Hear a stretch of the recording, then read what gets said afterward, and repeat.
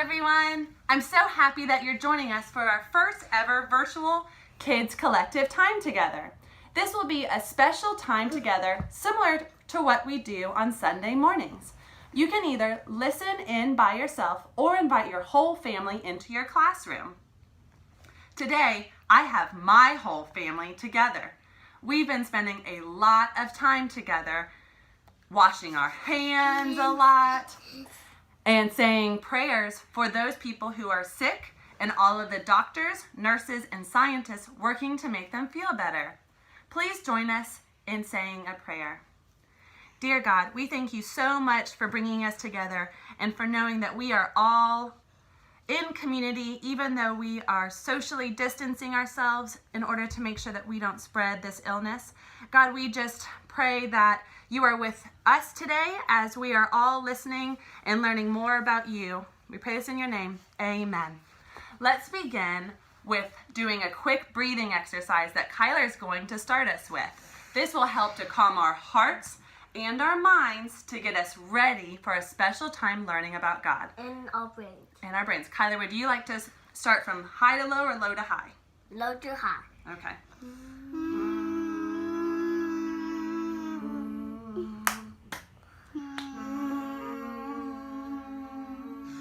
And now 3 deep breaths. 3 deep breaths. Thank you.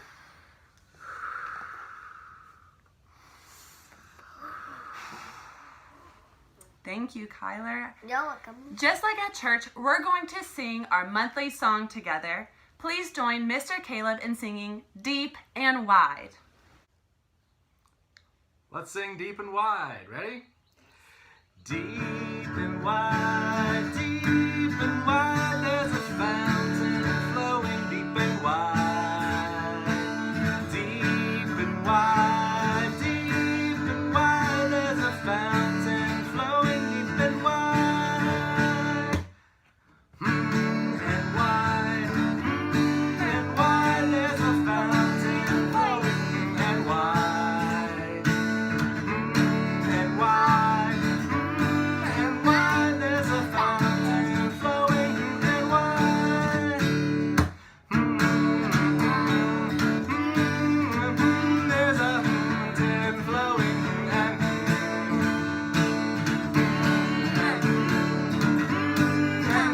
there's a fountain flowing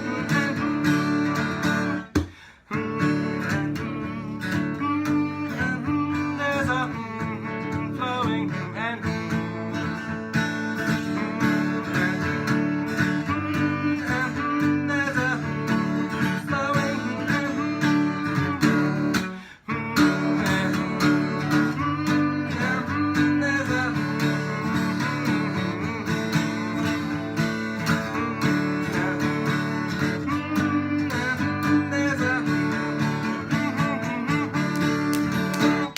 wide and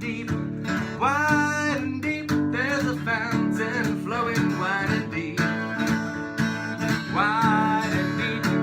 Wide and deep, there's a fountain flowing wide and deep. Deep and wide, there's a fountain flowing deep and wide. Deep and wide, there's a fountain flowing deep and wide.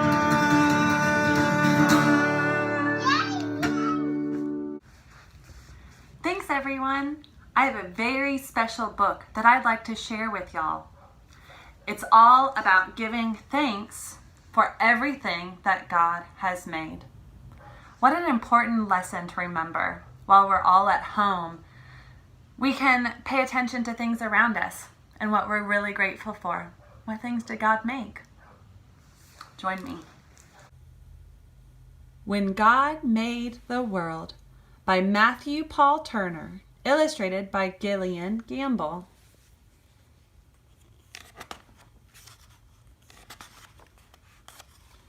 In the beginning, before anything was, before God started doing what it is God does, when all that existed was wide open space, God imagined a universe and began to create. God hung trillions of lights, stars big and stars bright. God turned the dark sky into a glorious sight. God put planets in places with moons in some cases and galaxies that reach the outermost spaces. God made comets that fly with tails through the sky and asteroids and meteors that sometimes zoom by. And with cosmic explosions, God set space in motion, causing planets to orbit their suns with devotion. And somewhere amid all the swirling light, inside a cluster of milky white, among stars and planets and cosmic dust, God made a place for the story of us. 'Cause when God made the world, God displayed heaven's glory for you and for me and all the world's stories. Our planet God made a blue and green sphere and designed it to orbit the sun once a year. God made daytime and nighttime, climates and seasons, and all kinds of weather that varies by region. God made continents and oceans, islands and seas, a north and a south pole that God put in deep freeze. God carved rivers and brooks, mountains and caves, made beaches with sand and huge crashing waves. God made tropics and plateaus, glaciers and meadows, marshes and tundras, and erupting volcanoes. God made some places high with peaks in the sky and places where snowflakes still fall in July. And in quite a few spots, God made it so hot, should you visit just now, that you know that you must drink a lot. God made valleys so low and geysers that blow, and under earth's surface, God put well springs that flow. Then with gardens and forests and other things green, God made earth come to life using soil and seed. God made cypress and pines and bushes and vines, all kinds of trees with leaves God designed. Plants full of flavor like basil and thyme, and trees that grow citrus like grapefruit and lime. God made flowering plants and plants that enchant. While most you can touch, God made some that you can't. Roses, be warned, are prickly with thorns, and there's an African melon God covered in horns.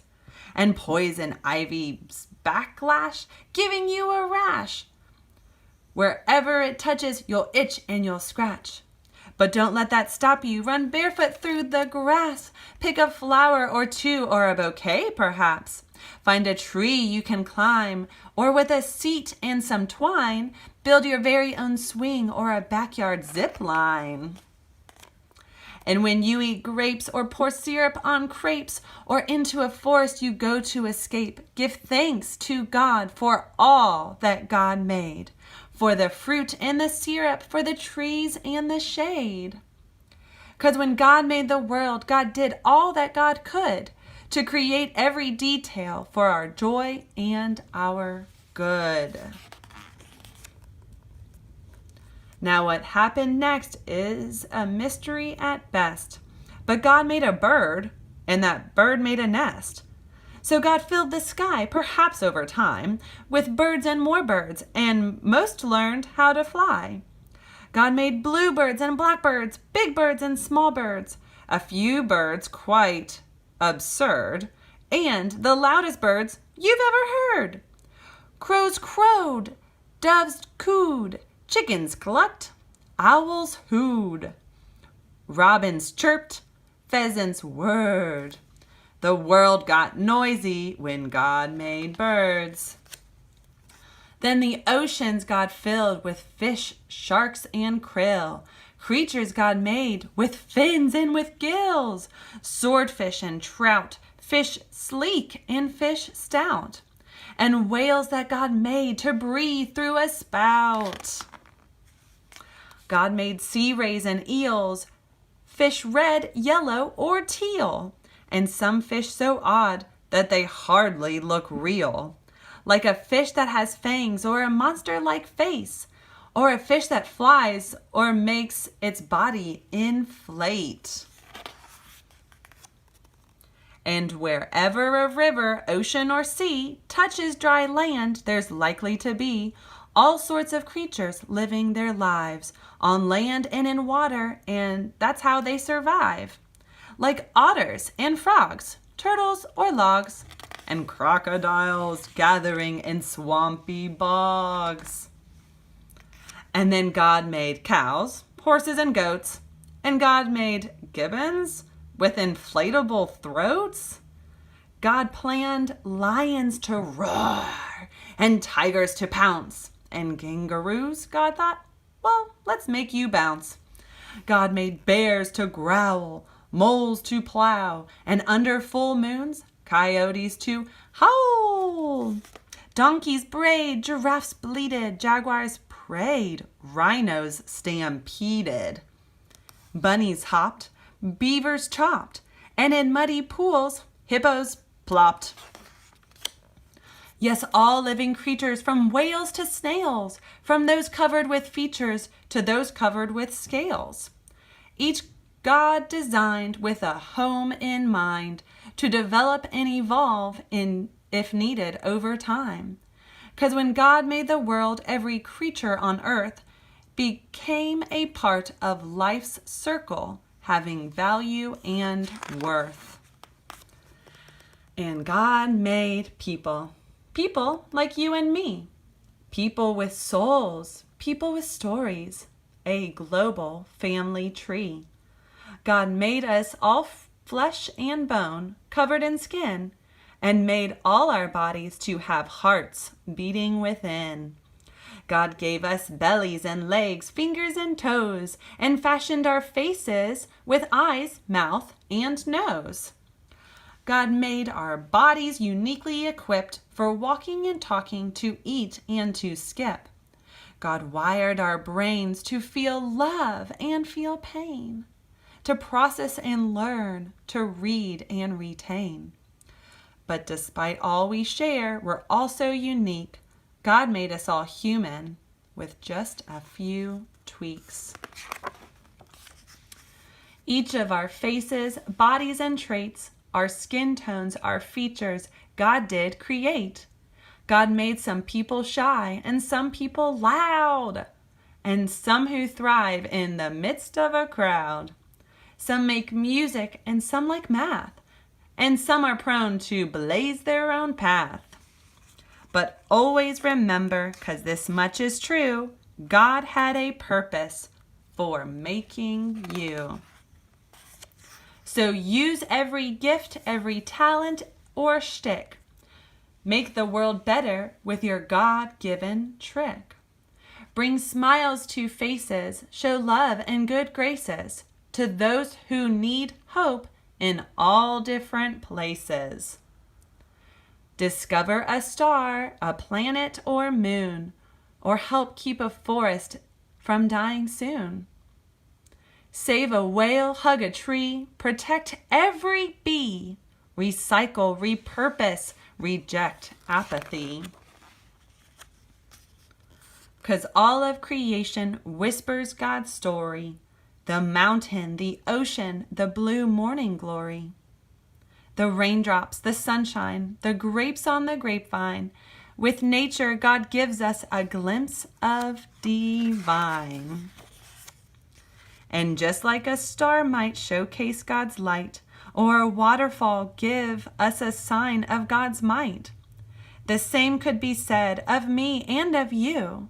How we live, how we love, tell God's story too.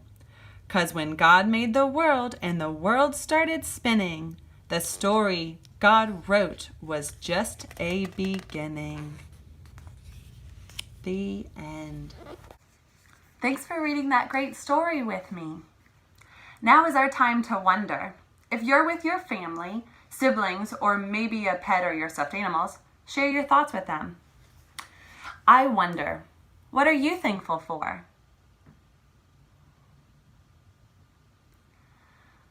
I wonder, while we are all at our home, how can you learn more about all that God created? How can you show your thanks to God for all of these things?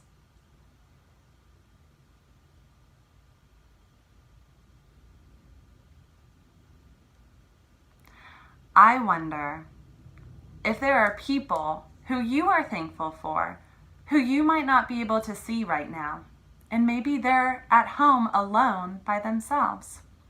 Maybe it's a grandparent, maybe it's a friend from school or a friend from church. I invite you to spend our creative response time in writing a letter or drawing a picture to that person. After, ask your parents to help you mail this special note to them. If you'd like to share your creations with me, like we normally get to do on Sundays, ask your parents to take a picture and post it either on Facebook or email me at roxy@eastsideatl.org.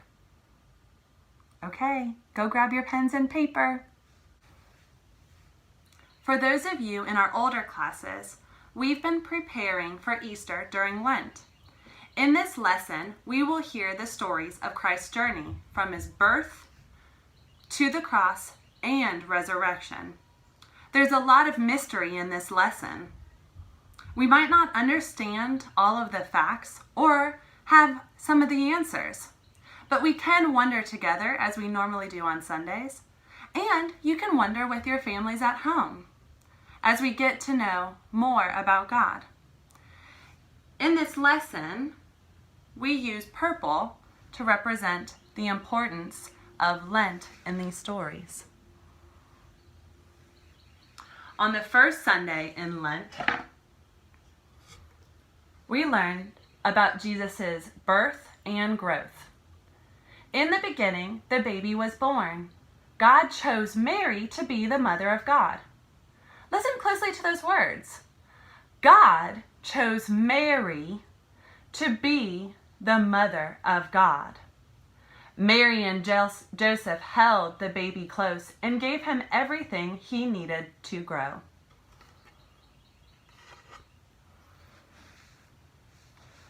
On the second Sunday of Lent, we learned about Jesus being lost and found.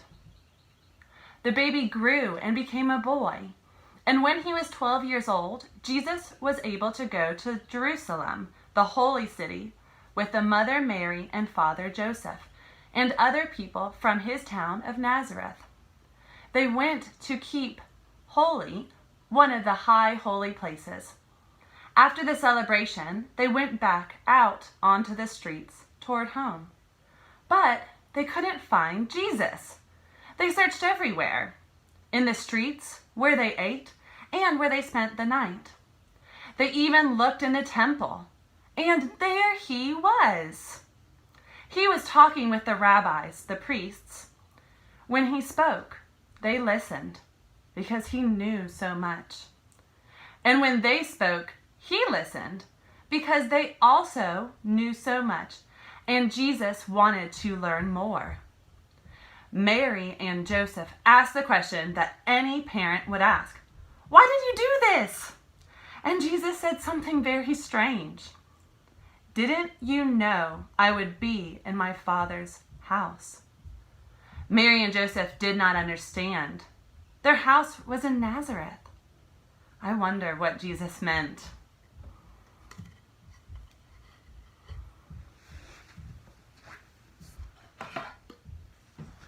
On the third Sunday of Lent, we learned about Jesus being baptized and blessed.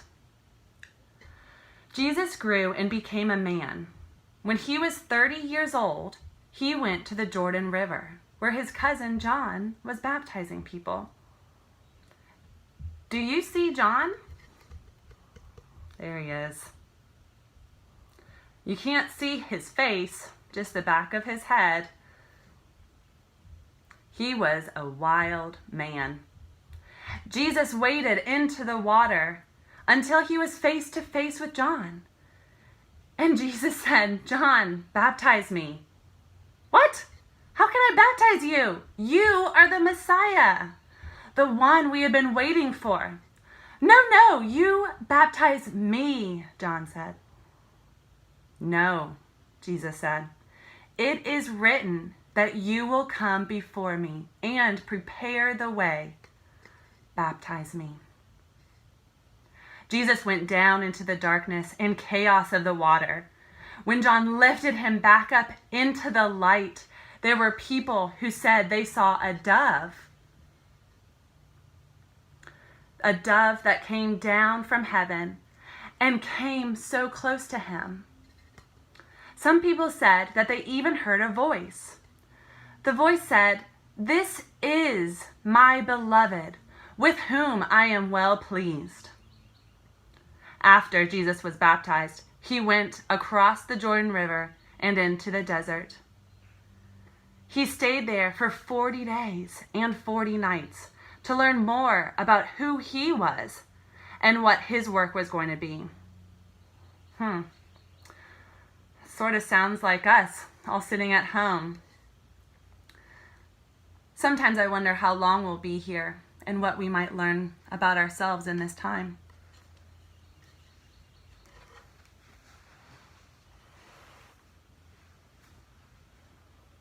Today is the 4th Sunday of Lent. Today we will learn our new story of Jesus being in the desert and Jesus' discovery experience. Jesus went into the desert to discover more about who he was and what his work was going to be. He was there for 40 days and 40 nights. There was little to eat or to drink. One day, he heard a voice. It said, "Why don't you turn one of those stones over there into bread and have something to eat?" Jesus said, "No. To be a real human being, we need more than just bread to eat." Suddenly, it was as if Jesus were on top of the great temple in Jerusalem. The voice came back.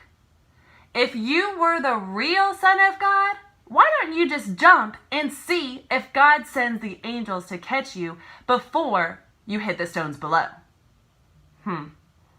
Jesus said, "No, we do not need to test God." Then it was as if Jesus could see all of the kingdoms in the world.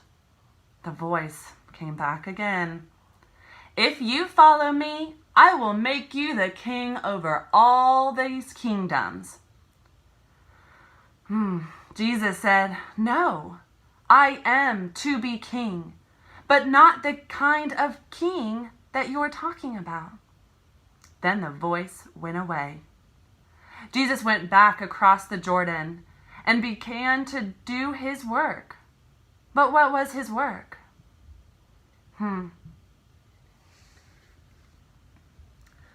I wonder, during this time, on normal Sundays, we get to use this time together to wonder things that might have come up in our head while we were listening to the story. Again, please feel free to wonder with those around you in your room, or maybe with a pet or your stuffed animals. I wonder how this story makes you feel. I wonder if you have ever questioned God.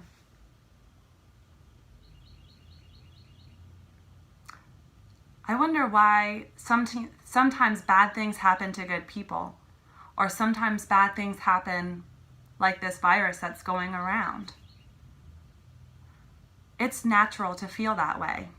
It's natural for adults to question that sometimes. But I wonder what we can learn through this story about how Jesus responded to those voices and those questions inside of our head. What did Jesus say? What would Jesus do?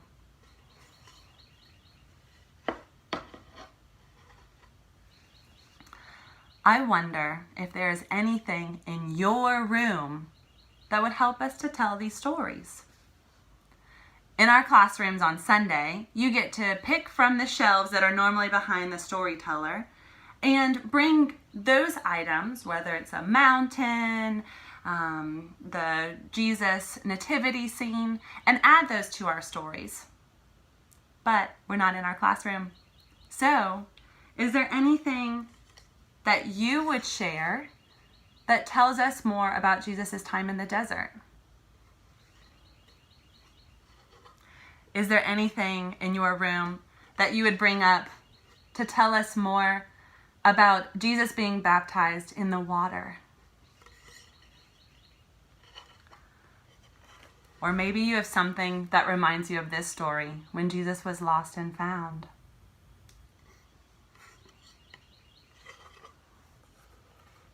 Or maybe way back at the beginning of Lent.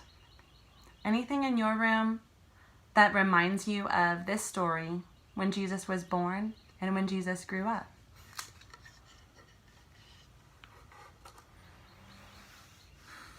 Take some time and look around your house. If you would like to share these items with me, you can ask your parents for help to take a picture of the items that help to tell our story and then post it either on Facebook or email me at Roxy, R-O-X-Y, at eastsideatl.org. I can't wait to see your responses and hopefully to see you soon.